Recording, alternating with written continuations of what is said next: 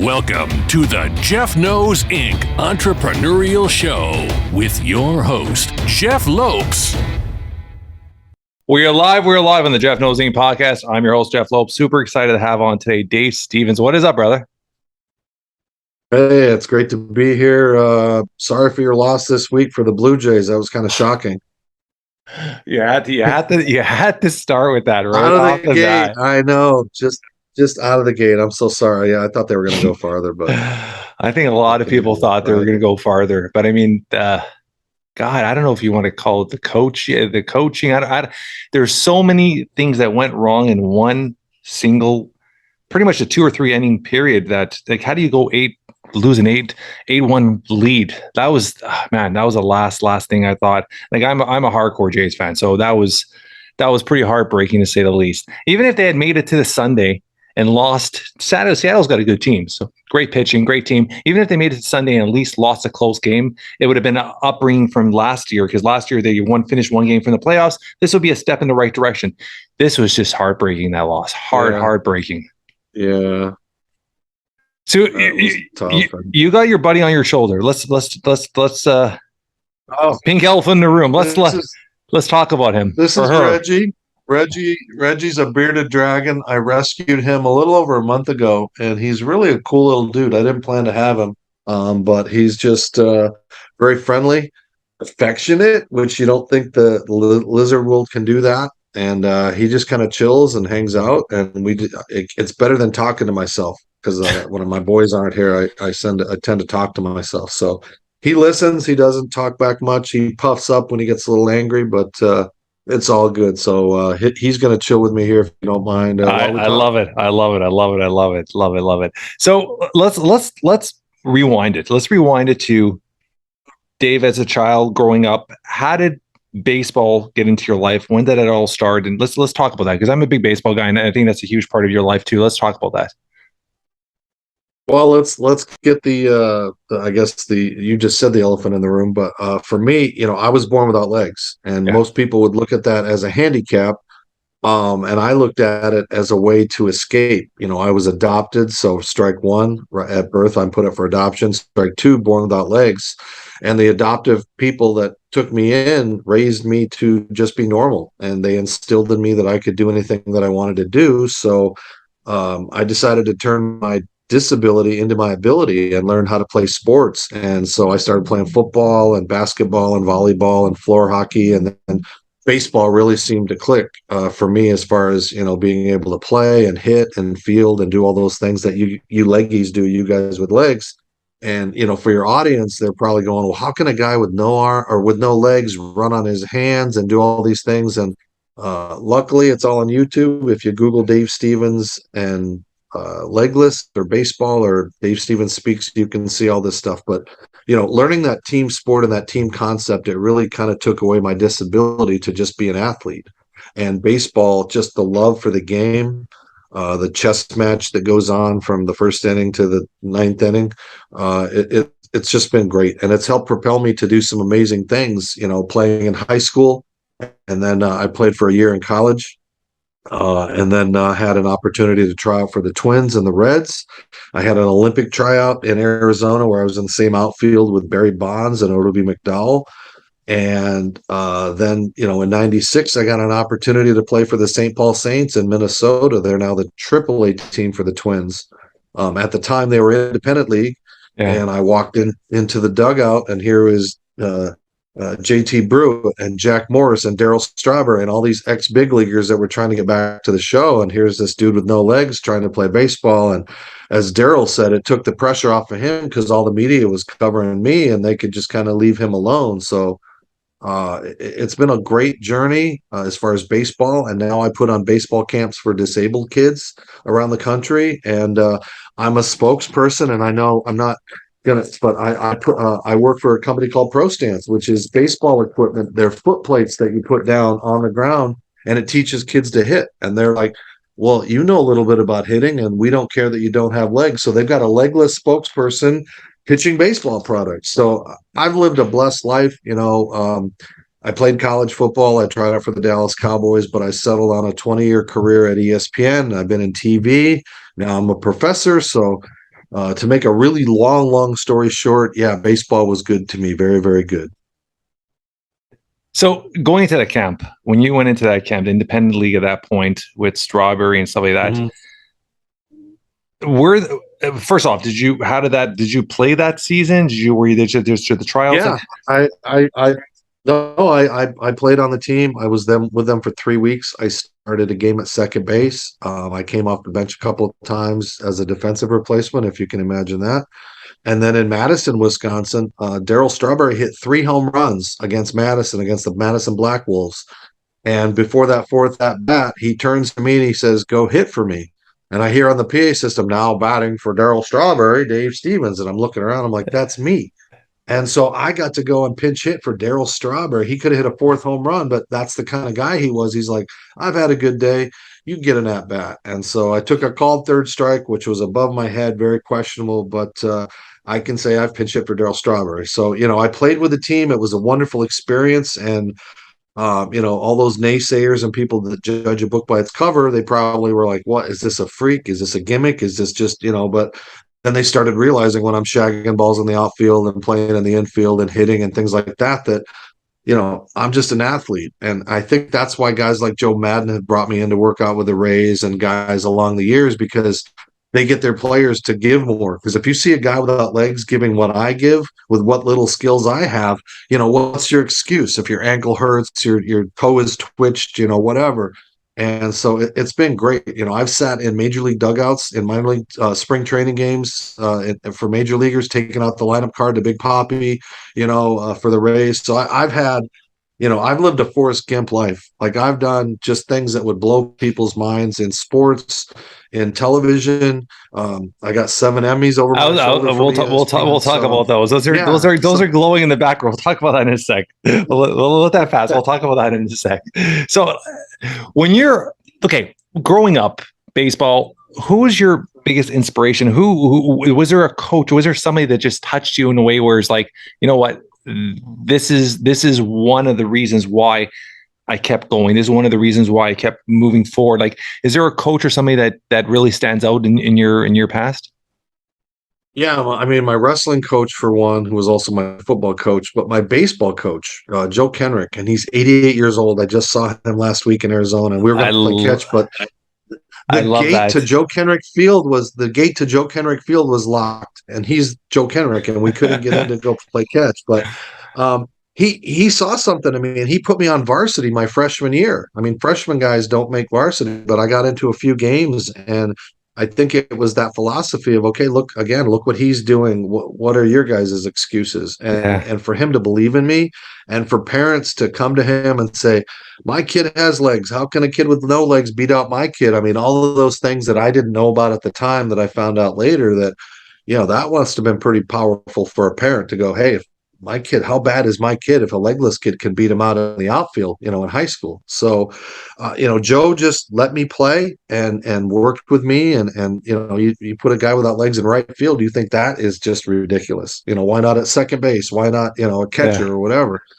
But he saw something and he instilled in that. And it gave me the confidence to play other sports, get a chip on my shoulder, because again, everybody's staring at me every moment of my life, and I have to, I got to give them a show. So it's one of those things where sports has allowed people to stare at me with either admiration and awe, or just taking your breath away. But I think it also gives people a sense that, hey man, I judged a book by its cover.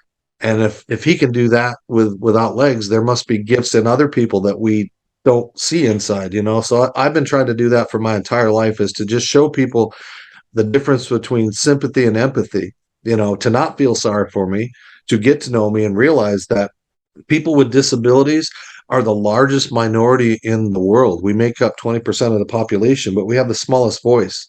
So when you get a guy like myself, or a Jim Abbott, or a Shaquem Griffin, who played with one hand in the NFL, all these guys that have overcome so much to get so far, you realize, hey, if I've got that inside, how do I pull that out? How do I get the most, so I'm not, bitching and complaining when I see others that have it worse? Because I'm the same way. I look at others and I'm like, I'm lucky. I can see, I can walk, I can play with my sons baseball. They're 18, 16, and 14. Perspective. Yeah. So I love that. How many boys you say you had? You have three? Three boys, 18, 16, and 14. They've all played baseball. And it's been great to live vicariously through them. My son's a catcher. My middle son, he's 16, looks like me, uh, talks like me. He's doomed in life for his sense of humor that I have, because I have a warped sense of humor. And my ex-wife says all the time, "You're just like your father," you know. So I'm so lucky. Like I said, sports and life without legs, that was easy.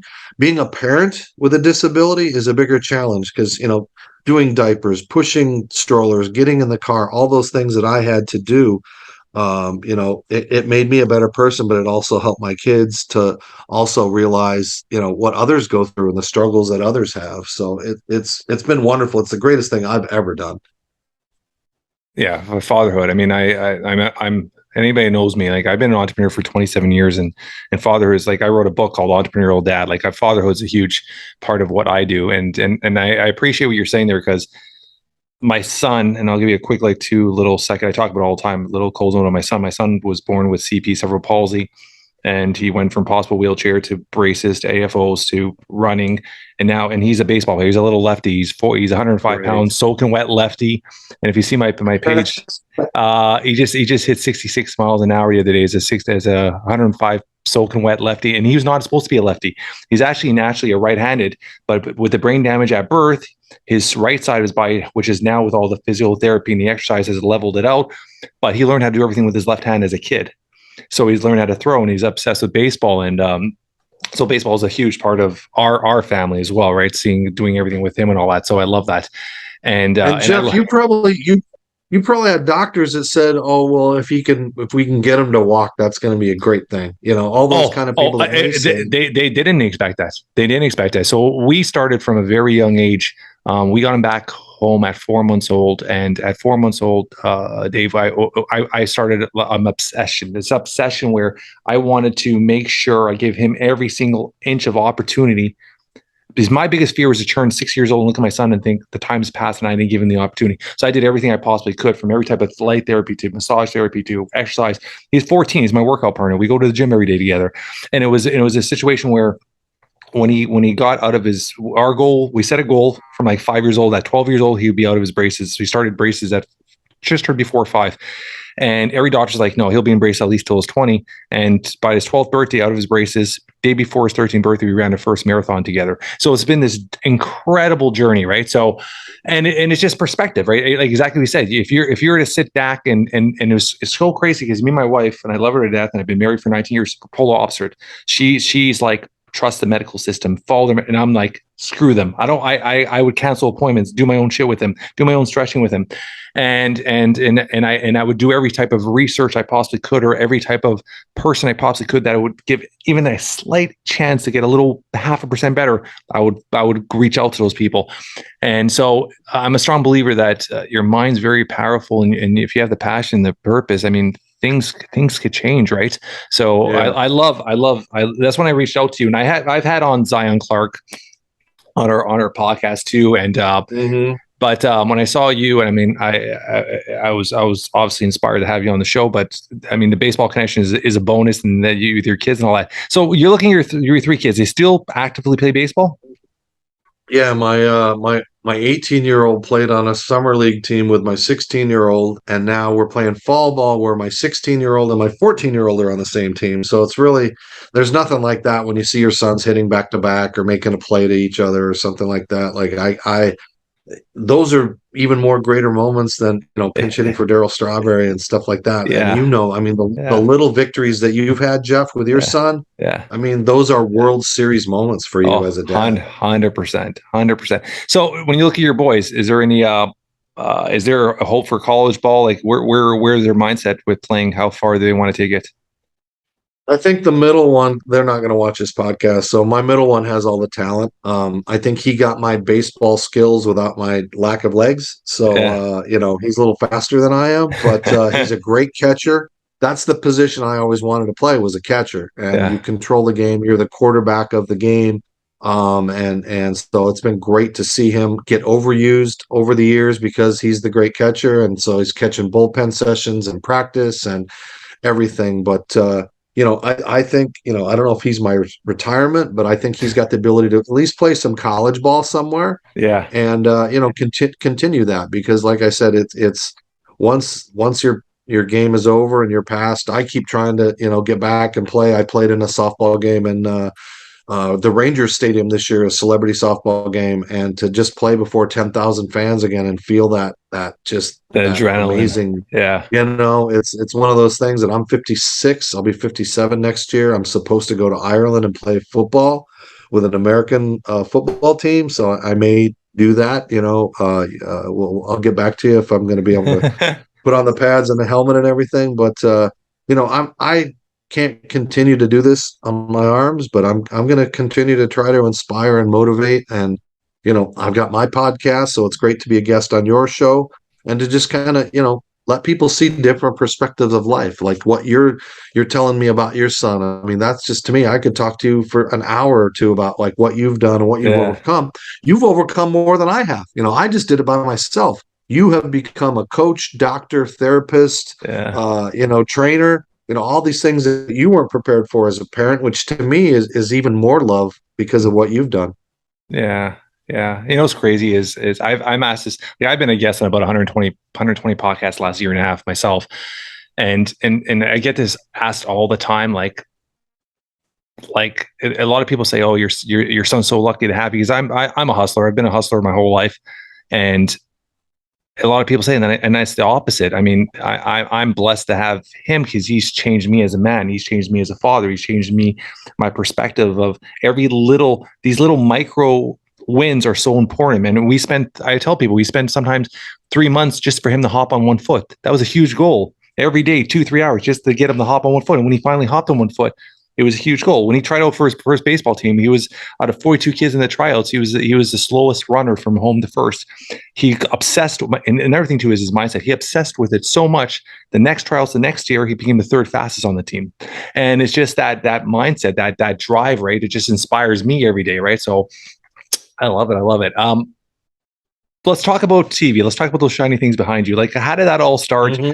I mean, I guess the natural progression of there's a difference from playing a sport, but being able to get in front of the camera, being comfortable, being able to relate to people, talk to people. How did that all come about? How did that all start for you?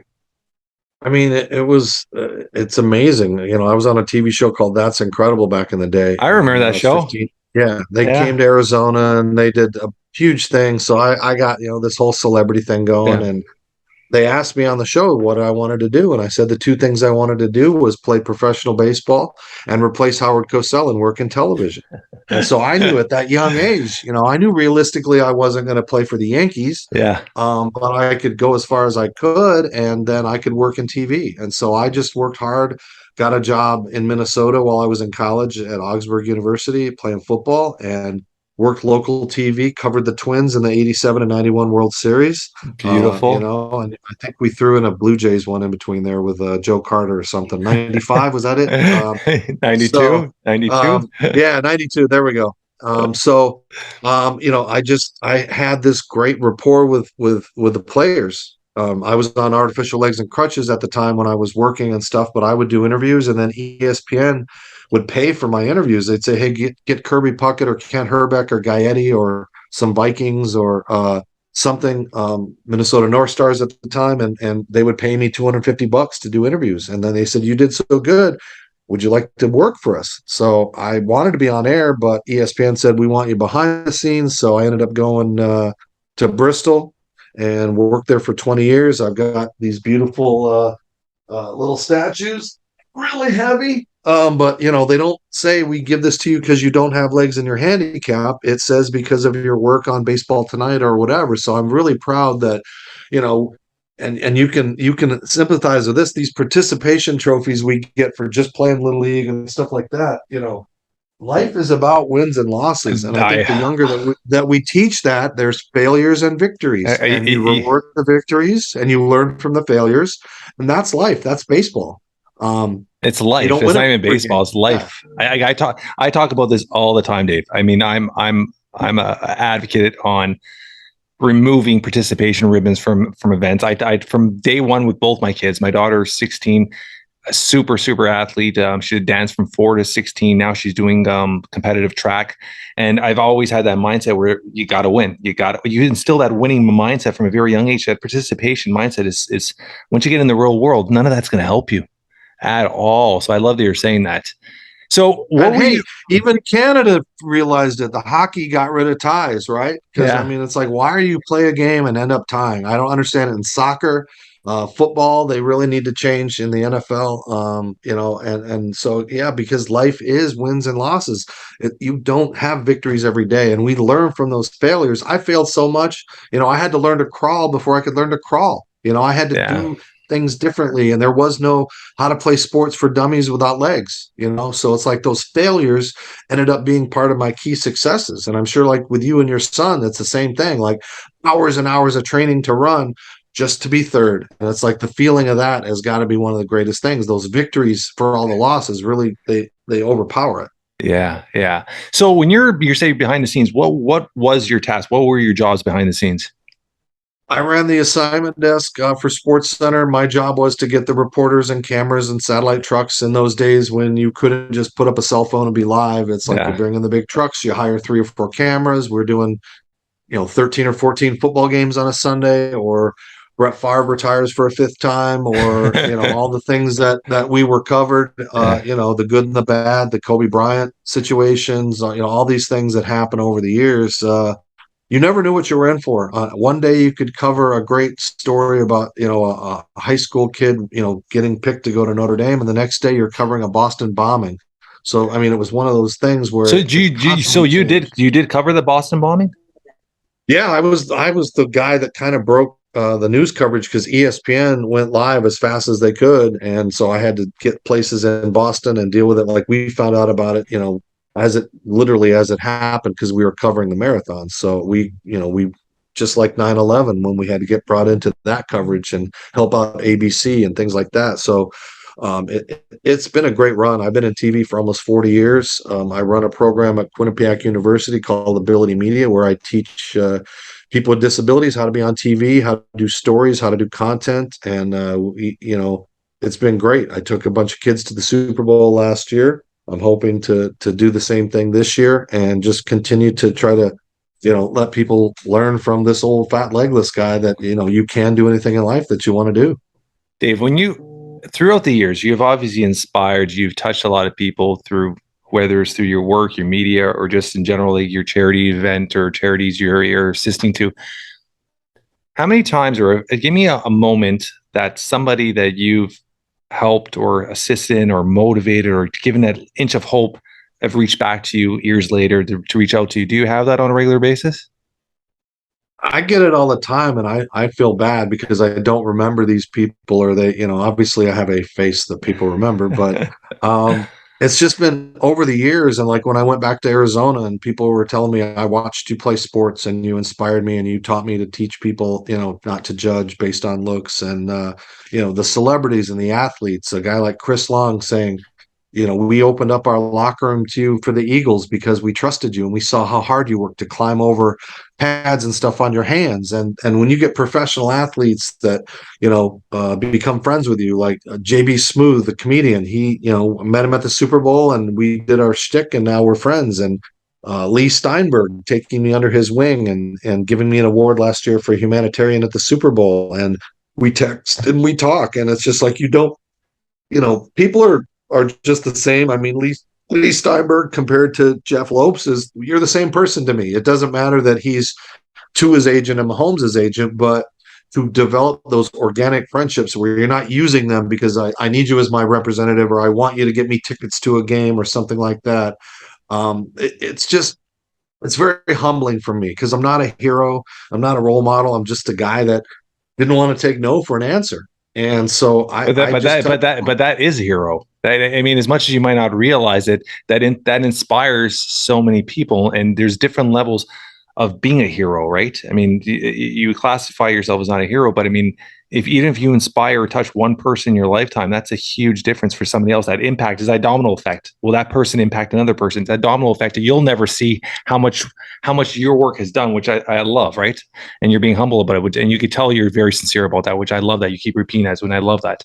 So when you're at that point, so you're on TV now, you're at that stage. Was there a point where you're being pulled by too many people? Because obviously you got to a certain level with being an athlete, be on TV, where it's like, okay, I need time for myself. This is like, it feels like everybody wants a part of me because of what I've accomplished with my disability. Is there a part that you say, no, it's too much? Right now in my life, it's crazy because, as you can see, I have a podcast that I do called Gary Stein and Stevens. A couple of guys in Minnesota said, hey, can you do this podcast? And instead of it being just talking heads, I get celebrities and stars from my life to come on and do things. We just taped one with Ole the goalie. Olaf Kolzig was our guest last night, and we'll air that this week. Yeah. And and I got ESPN people and all these people, and now we've got sponsors. I won't say the name, and I have to do commercials for products and things like that for things that remove hair from So it's, and then you got to do more commercials, and you got to do so many hits in a show, and then and the worst part and the best part, Jeff, is now I have charities coming after me up the butt. Can you help us with the Easter seals? Can you help us appear at this thing? And they can't pay you. And I'm a motivational speaker, and that's how I make my money. Yeah. And my agent gets mad because I say yes to almost everybody, because it's tough. If you can, like you said, make that impact and make that difference in one life. It's like Ted Williams used to say, why don't you sit down and not get that 400, hitting 400? You can sit out the rest of the season. And he goes, well, maybe somebody never saw me before and didn't see me play, and I need to give the best. So I'm pulled around in 8 million different directions and areas, and I'm trying to do the best I can.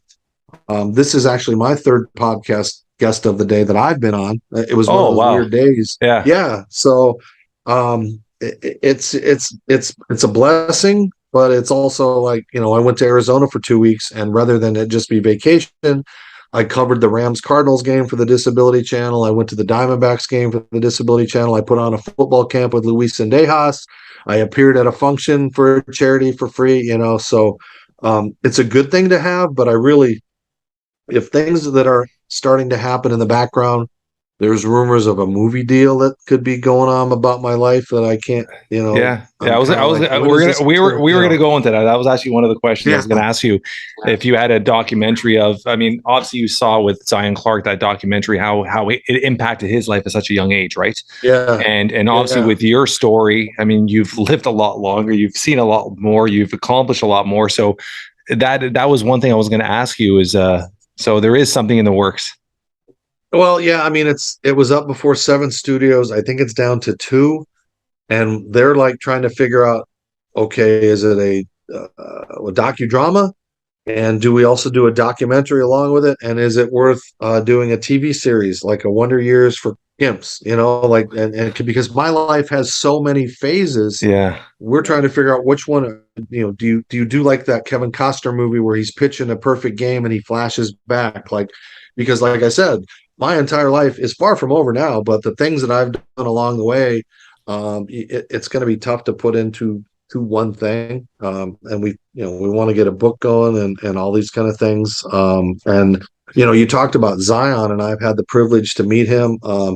Played in a football game with him at the Super Bowl, a flag football game, and I tried to mentor him. You want to talk to these kids, but some of these young guys think they know it all and that they have that chip on their shoulder. And, I told them, take it easy on your arms, and, maybe, flipping around is a gimmick, but what are you doing to, what are you going to tangibly leave people with? Like, what do I do now when I speak? It's like, I want them to take away a piece of me in a good way. Like, okay, tomorrow I'm going to get up. I'm going to set those goals. I'm going to, Dave wakes up with no legs every day. What's my excuse? So it's like, I want people to see that. And when you see these young people, because of social media, they're instantly a hero and a god, and everybody, wants to see them doing crazy, silly things. And it's just like, well, that's going to be cool for 5 or 6 years, but where are you going to be in 5 or 10 years? What's that message going to be when you're, I've had 3 rotator cuff surgeries on these shoulders. I've torn this one a fourth time. I can barely throw a baseball, 30 feet. But I'm not going to stop, and that's the thing. It's like when you just show off and do things and stuff for a while, and they look at me, and yeah, yeah. I mean, social media it's like, well, social media is a positive thing to be a bit, as you're saying, it could be a very negative thing, right? Because it's that instant gratification. yeah. And I'm doing stuff that blows people's minds, and nobody sees my stuff. But if I were to hit somebody in the nuts with a baseball, you get 7 million views. Yeah. But instead, I'm teaching a little girl who's blind how to run the bases, and you post that, and it gets a little bit, or a 2-year-old boy with cerebral palsy catching a baseball for the first time, and it's one of the most impactful moments of my life. Yeah. Why isn't that viral? Why isn't that on Sports Center? So it's like we live in this 7-second TikTok world where if we're not wowed by it in 7 seconds, we're going to move on. We're doing the same with dating apps. It's like swip, swip, swip, swip. Life just passes by so fast, and we're not looking at Jeff's internal life. Like, look at, well, like you and your wife are heroes, and your son's going to look up to you someday for what you've done for his life. Those are the great stories that aren't getting out there, as opposed to Kim Kardashian, standing in front of an Egyptian mummy thing, and they find out it was stolen and it blows up. Like, all these things for the wrong reasons, with great stories like your son's and mine that just don't get out there. I love it. I love it. I love it. You're 1,000% correct. 1,000% correct. So when you're saying that, how is there any way of changing that? Is there any way of are we as a society so obsessed with that instant reaction right now that it's not going back right now? It's hard to take that attention now. It's so hard to get that 2 seconds of attention. Yeah, we've opened a Pandora's box I don't think we'll ever get away from. And somebody invents a new platform or something, or this or that, or TV's changed. So we need everything. We need everything within 5 seconds. We need our news, our sports, our friendships, our texts. Everything in life is now based on this little stupid device. And I'm sitting here looking at messages like, I don't want to get, all these kind of things that, in the old days, you had a payphone. You called mom and dad to come pick you up from practice or whatever. And now just 10-year-olds, 12-year-olds, we are losing our ability to communicate. I don't know how these kids are going to get jobs if they can't do a job interview. You can't text a job interview, So it's I talk about this all the time, Dave. And this is another thing. For our audience, I apologize, but I mean, I always say in high school, there's 3 courses that should be taught no matter what, making mandatory. And one of them is obviously, always say sales, public speaking, and communication and networking. And I think the networking and communication aspect is so fake, because we're doing it through, like you said, through social media. We're not really doing that in-person communication. We're not building long-term relationships anymore. They're all falsified through social media and through what we think is what the new norm is, right? Mm-hmm. Yeah. And that's why when you look at me, what is normal? That's why I say this is my normal. That's your son's normal. The rest of the world labels us with having a handicap or a disability, and that's never going to change. But what we have to do is make the people realize what that normal is. A blind person's normal is they don't have sight. A deaf person's normal is that they have to use sign language. That's their normal. The rest of the world labels it what they want: disabled, handicap. A car is disabled. I don't want to be named disabled because that's what you think of a car. Handicap, it's a good thing in golf. It's a bad thing to have as a human. So it's like, I like saying I'm limb different or whatever, but in the end, it's going to take people like you and your wife and your son. I hope your son succeeds into all levels of baseball, so you can tell that story and he can show people that, again, don't judge us based on what you think we are, but what we can do internally. Yeah. Yeah. So when you're looking at yourself, I mean, you said you're 56. Yeah. So now this is your first time you're writing a book?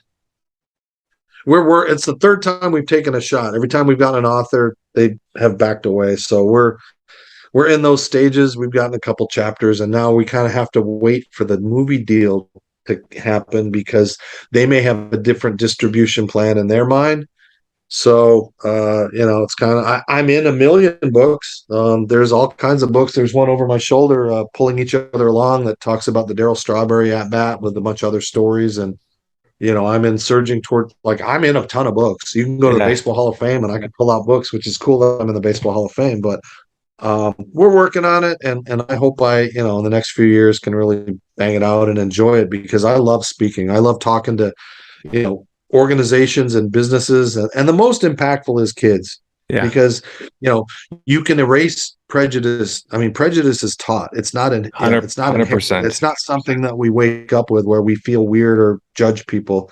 And so if these kids can see this fat legless guy on stage moving around, and they're like, the next time they see a veteran or somebody in a wheelchair or someone with a walker, they'll have a different perspective. Hey, I met this guy without legs, and blah blah blah. He's not a monster. We are not monsters. We are just like everybody else. Your son is not a monster. He's a beautiful young kid that has overcome more than I did.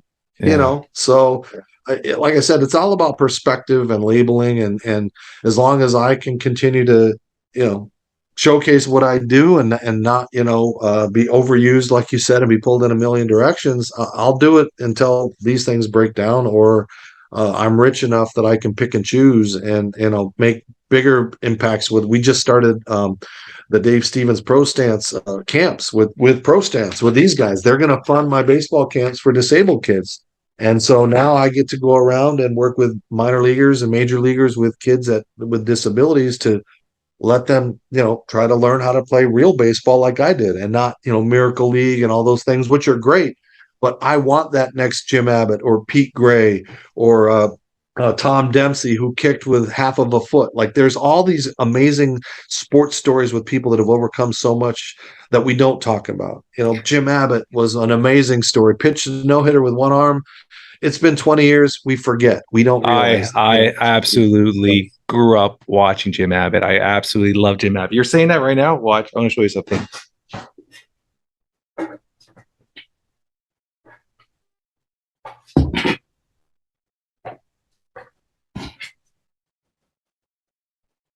Oh, wow. Jim Abbott's rookie card. Yeah. Holy cow. That's great. So I was lucky. You saw his documentary, right? Yeah, and we've had the chance to connect. We've never met over the years, but he knows of me, I do him. And if you ever want to see a great, it was when I was learning how to do Zoom and do things during the beginning of the pandemic. Yeah.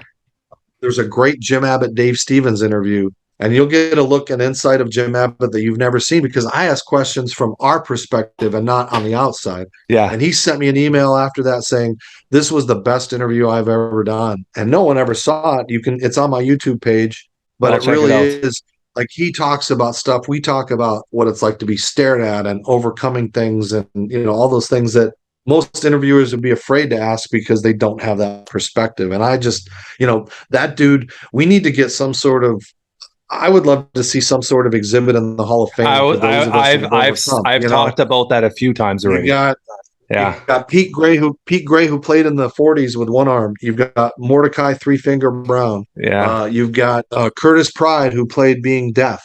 You've got all of these players that we don't know about those stories. You got Dave Stevens, who played with no legs. You got Dave Clark, who pitched on crutches with polio, who I do baseball camps with Disability Dream and Do. So, I love that the Hall of Fame continues to change, but this is one of those where they can embrace it and really show some diversity out there, because that word diversity has really changed. It kind of doesn't cover the world of handicapped and disabled. Yeah. It's kind of moved to ethnicity or a color, and now we're left out again.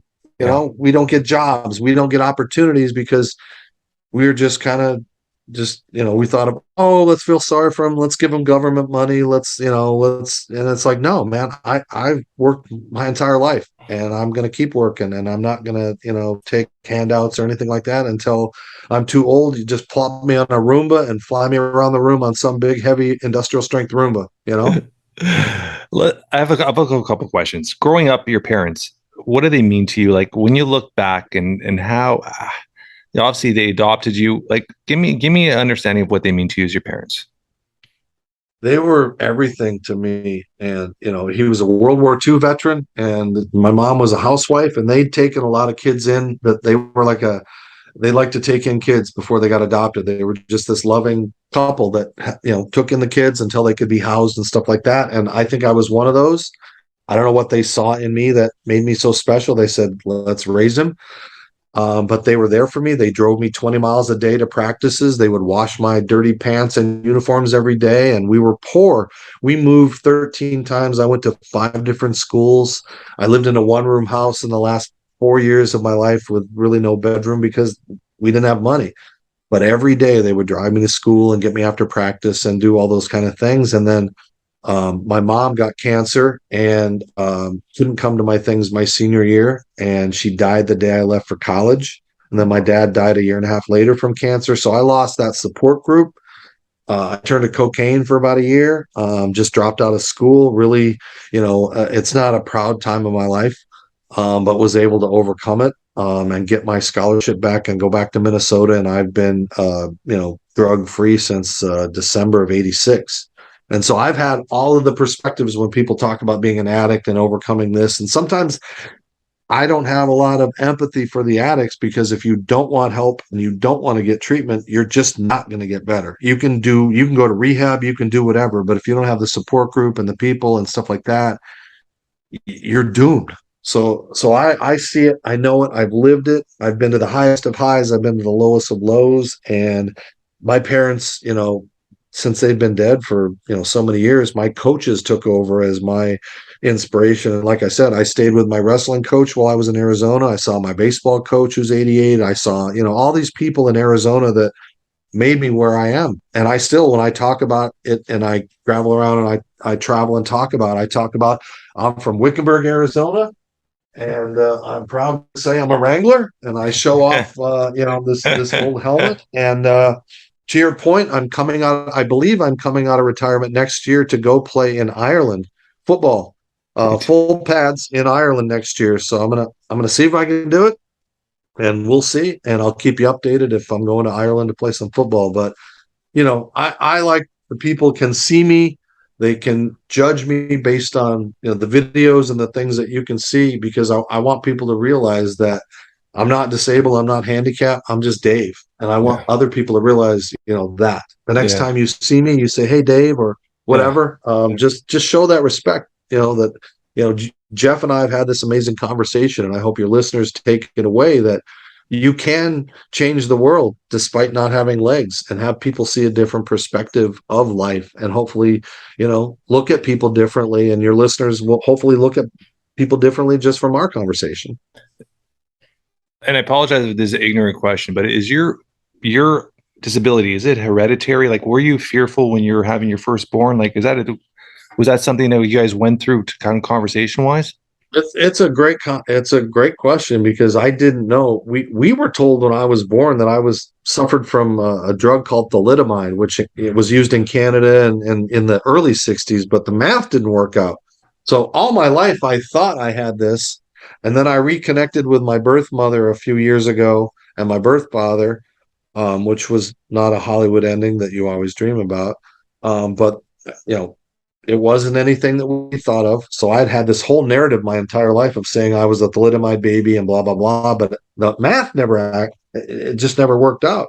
And the doctor said it's just a fluke. And so I'm called a congenital amputee, even though nothing got cut off. And I'm very lucky that I have all the parts that I need as far as parenting and all those things. We'll keep it G-rated. Yeah. But girls always, that's one of the first questions girls want to ask. And it's just like, whatever. But so I was that a good pickup? Is that a good pickup line when you're younger? Well, when you say a part of your body drags the ground when you walk, it must be impressive to women, like, whoa, But like I said, it was that you did take a sigh of relief when those babies pop out and they've got 2 arms and 2 legs and 2 eyes and everything. And okay, cool. They don't look like me. But now they do look more like me. And my middle one, like I said, acts like me. So, I'm just blessed all around, Jeff, that I've had a very normal life. In fact, a life that most people would dream about Dream of. having. Yeah. Yeah. I was about to Yeah. say that. What if you could just put fatherhood in a little bubble? What does fatherhood mean to you? You look at your boys. Fatherhood has been it's been like a life do-over for the mistakes you made as a child for your parents and what you would like to see people become. And it's been just life-changing. Yeah. People ask, what's the greatest moment of your life? Was it, trying out for the Cowboys? Was it pinch hitting for Daryl Strawberry? It was like, no, on Christmas Eve, my first son was born, and that was the greatest thing of my life. Christmas A Eve, huh? full Yeah. Christmas Eve, yeah, 3 days of labor and uterus that was too small to come out, and so we've got him out, and it's a pain at Christmas, but we try to separate it. But just to have that, and for me, the biggest challenge is to give them that normal life as a parent. When I'm pushing a stroller in the beginning on artificial legs and two babies in a stroller and getting them into a car and getting them out and doing all those things of lifting and stuff you sort of need legs for, but not wanting them to ever realize it was any different than any other kid. And so it's very intimate. I don't have a lot of pictures or videos of when I was parenting, because it's just like you figure out ways to, you know, my kids learned how to climb up and down stairs a lot younger, because I'd get them out of the crib and it'd be like I'd hop them down one step at a time, holding them to get downstairs. And then they figured out, oh, I could crawl and I'll help out dad. So it helped their development a little better. And they would go and get things and bring me diapers and stuff like that. So the little things that you teach. And now I'm embarrassed that I have three of the most wonderful kids that have never gotten in trouble, knock on wood, Yeah. that have never, it's like you hear all the horror stories of teenagers and drinking and all bad choices. And my kids, and it's not me, it's my ex-wife is too. We co-parent very Yeah. well. And to have this continuation of amazing young men, my 18-year-old's a sophomore in college at age 18. And the other Yeah. one, the third one is like, he's overshadowed by all this greatness, and you try to separate and give him more time and get him involved with things. So it's an ongoing thing. And Jeff, for you and your son, like it's those moments, this year for baseball for him and getting those hits, and then people don't even realize what his challenges have been. Yeah. Then you've done the right thing. You've done good. Yeah, and that's one thing from both my kids. My daughter's 16, and both my kids from a very young age, we gave them independence. Even my son with his disabilities, like from a very young age, we're teaching him how to cook, how to clean, how to wash dishes, how to do laundry. Like we get home, and I always tell people, I'm like, my 16-year-old, she has dinner ready, she has her laundry done. My son's sweeping the floor, and it's those little things, and that work ethic. Like I've done well for myself. We do well with all the other companies and stuff. My daughter doesn't have to work, and she's 16. Her first job's at a farm. She works on every weekend at a farm. And I did that because it's that work ethic, teaching them that work ethic and teaching them how to be independent. Because I think it's so important, because I think a lot of parents are always trying to huddle and protect their kids. They're not allowing them, like you said, allowing them to grow and do things on their own. So I love that aspect of it. Two things you're talking, I just wanted to bring in. Your real parents, when did you have that opportunity to know where they were and connect with them? And you said it didn't end out that well. Do you mind talking about that? Yeah, no, it was tough to deal with at the time. There was a TV show on TLC called Finding Lost Parents, or it was some show where they found adoptive parents, and they found out about my story, and they wanted to do it. Normally, it was two people per episode, two stories, and they said, "We love your story. We want to do an hour special on your life and everything." I was at the Super Bowl in Minnesota working in 4 or 5 years when it was in Minnesota, and they flew out, gave me a DNA test. That's how quickly they wanted to move on this. And by the time I got back from the Super Bowl, they said, "Hey, we've located your parents, but they don't want to do the show." And I'm like, "Oh man, that sucks," because it really would have been helpful for my speaking career. I was really looking forward to that. But they said, "Your mom wants to talk to you. Here's your dad." So I called my mom, had a good conversation. We met in DC, had a couple of days together. She's got two kids that don't want to have anything to do with me. They didn't know about me and they were upset. And then I called my father, and I had a 22-minute conversation with my father, who was in Texas. He had three kids, and we talked And he said, "Oh, I see. You sound like a wonderful guy." And I said, "Hey, I don't want anything from you. I know you have money. I'm not out to get money. I just wanted you to know you've got 3 grandkids and I've done okay." And next thing I know, I get an email, cease and desist. Don't contact us. Don't bother us. Never reach out to us again. And then about a week later, I'm like, maybe they didn't really mean that. And I sent a text, and I got this text from my dad that said, "You need to go on Dr. Phil. You really need to realize that you're in denial, that you shouldn't have been here. You were a mistake, and you need to leave us alone." And so psychologically, in my mind, I got rejected by my parents for a second time in life. And it really effed me up for a little while. And, I got goosebumps as a dad, I'm one of the fortunate ones. I had an incredible father that passed away the other day, 17 months ago, an incredible childhood. Sorry about that. And just hearing that is just how can you do that to your child? Like, I just don't get it. I don't get it. I don't understand it. And I'm going to give you a little story, a 2-second story. When we're very lucky. I mean, we have one of the greatest pediatric hospitals in the world, sick kids. And my son spent the first 4 months of his life at sick kids. And me and my wife, at that time, we had my daughter. She was just under 2. We would drop her at the daycare at 6 in the morning. We would head to the hospital. We were at the hospital 7 days a week from like 7 till 6. And we are on the 4th floor in the IU, and there were 6 beds, and it was the most intense room. And out of these 6 beds, me and my wife would be usually the only ones there all day by the bed. And after a couple of weeks, I talked to one of the nurses, I remember her name, Marianne, and I asked her, I go, "Marianne, like, where are all the other parents? Like, do they come at different times and we're not here when they leave? Like, we never see no other parents." She goes, "Jeff," she goes, "the reason your son's going to leave here today is because you're here all the time. He knows you're here. You're always talking to him. You're always," she goes, "most of these parents don't want to build a connection with their kids because reality is it was a revolving door. The babies would pass away all the time there because they were so high in the degree of the injuries or the issues they had." And she goes, "A lot of parents don't want to build that connection with their kids, and they just don't show up here. They only come here when they have to meet the doctor or have a meeting." And me and my wife looked at ourselves and we're like, "Are you fucking kidding me?" And that was the reality. And hearing your story, it just is heartbreaking. And how could a parent do that? It just doesn't. I just can't understand it. Yeah, that's just too much, way too much.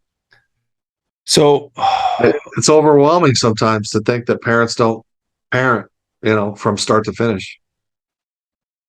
So I mean, like you said, at this point where you are and what you've accomplished and all that stuff like that, when you look at your life now and you look at everything you've accomplished and everything you've been through and everything you've overcome and all the lives you're impacting, I sometimes ask this question. It's very rarely, but I ask this question: if something were to happen to you today, when you look at your family, you look at your kids, like, how do you want to be remembered? How do you want to be described or remembered by your loved ones? Legacy. I'm leaving my legacy, right? Because you leave your legacy. I don't have legs, so and I want everyone to realize that I wasn't a quitter. And my family, I've instilled into that when you get up and you don't feel good, you go to practice. You don't call out sick from work unless you got COVID or a broken arm or something. But and I try to instill that into my kids. Just don't ever quit. Don't ever give up. Just like Jimmy B said, just you've got to go out every day. You have to set goals, little goals every day. I'm going to get up today. I'm going to go to work today. I'm going to have a great day at work. All these little goals every day, they're so important because we need to achieve success. If we just get complacent in our lives and sit back and go, "Hey, I'm Jeff. I got this cool podcast and my businesses are okay. I'm just going to kind of coast through life." It's like, no, you're making a difference. You taking the time to do this in your busy schedule, taking away time from your kids and everything like that. And so I want everyone out there to realize that we get one go around in this life. There's no proof that we get to come back or go anywhere up to a magic place up in the sky or something like that, so we have to make the most on this one go around.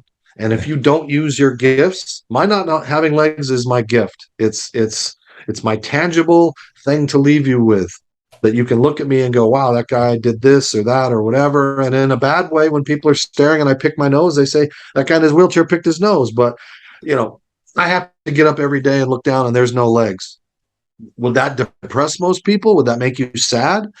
No, I mean, it's the common thing. Like, you either get up and live your life, or you just sit in a dark room somewhere and just, be miserable Yeah. and troll people on Facebook and TikTok and Instagram and Twitter, because we have so many more bullies out there than we had when I was a Yeah. kid, Yeah. because Yeah. you can pick and choose, and you're anonymous. You can say horrible things and mean things and spiteful things to athletes and politicians and coworkers and girls and boys and transsexuals and everything that we now can say horrible things about, because we can run and hide. I've been bullied in my life. I've had experiences that that changed my life from being bullied. But if you don't pick yourself up, dust yourself off, and continue to go every day out there with just wanting to make an impact in life, then you're not going to get the most out of life or the gifts that we've been given. I love it. I love it. Is there anything you want to leave our audience with today? No, just I need the support. We talked about this, man. My social media should be bigger than it is. I got hacked earlier this year when I had a verified celebrity account, and Facebook is no help for recovering any of that stuff. No. Yeah, I mean, you can report, you get them every day. Some girl that just created her account in a bikini saying, "Hey, for a great time," and you report them, and then they say this does not go against our standards. Yeah. So we're already being defeated. So if your listeners could just start following Dave Stevens Speaks on Instagram or LinkedIn or Facebook or TikTok, and every now and then like it or share it or see some of the things. Or my podcast on YouTube. We're on all of the regular What's the name of the podcast again? It's Geary, Stein, and Stevens. Yeah. Okay. It's a wonderful show. Although my friends say, why isn't Stevens the lead, since I'm bringing all the good looks and the fun to the show? But, we've had Linda Cohn. We've had John Rocker was on recently, which you'd think that guy would, have changed his ways. And he hasn't changed.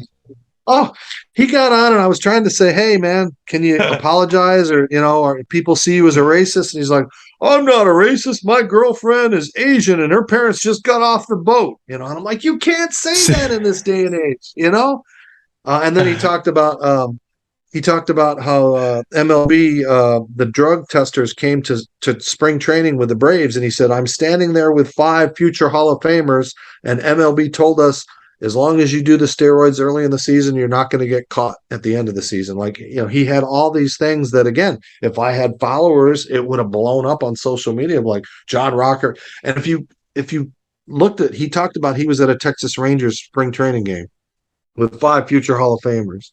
So if you put A-Rod, Smoltz, Lavin, you kind of get a picture of what that era was like. So like, just follow Dave Stevens. We were talking about that. Like, I built a couple of friendships.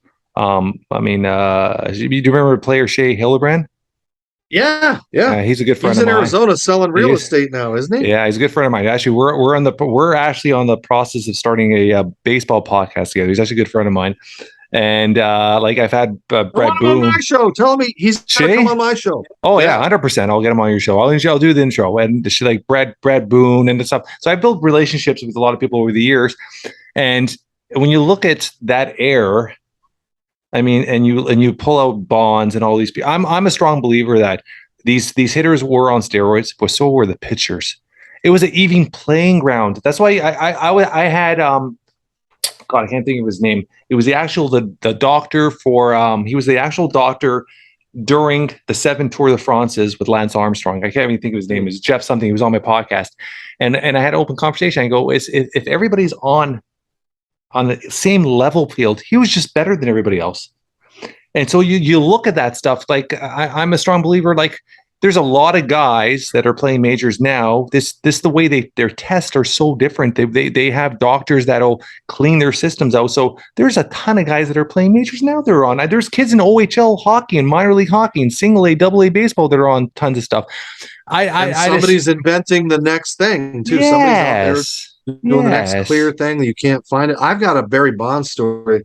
It was 1983, and I got invited to the Olympic tryouts in Arizona, the Western Region tryouts. So I got invited as a high schooler, senior, to go to this tryout. And so I get there, and there was a guy named Doug Henry who was a pitcher, Don Wakamatsu who was a catcher, Will Clark. Yeah, Will. He had a great career, Will Clark. Yeah.